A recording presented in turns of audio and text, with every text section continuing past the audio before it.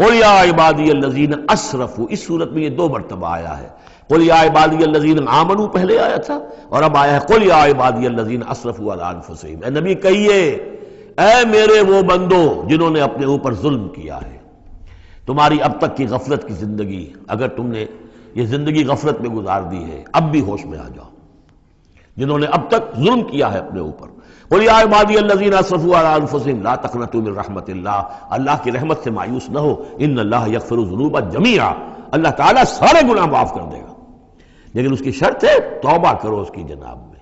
آج توبہ کرو خلوص دل کے ساتھ، چاہے پوری زندگی 70 برس کی ہے، کتنی بھی ہے، اللہ تعالیٰ اس کے گناہوں کو صاف کر دے گا، خلوص دل کے ساتھ توبہ۔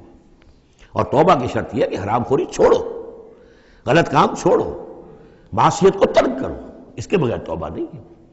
یہ ہم پڑھ چکے ہیں سورہ الفرقان کے آخری رکوع میں، الا من تاب وآمن وعمل عملا صالحا فاولئک یبدل اللہ سیئاتہم حسنات وکان اللہ غفورا رحیما ومن تاب وعمل صالحا فانہ یتوب الی اللہ متابا۔ عمل جب تک درست نہیں ہوتا تو توبہ کیا خاک ہوئی؟ توبہ وہ ہے کہ عمل درست ہو جائے۔ انہ هو الغفور الرحیم، یقیناً وہ غفور الرحیم ہے۔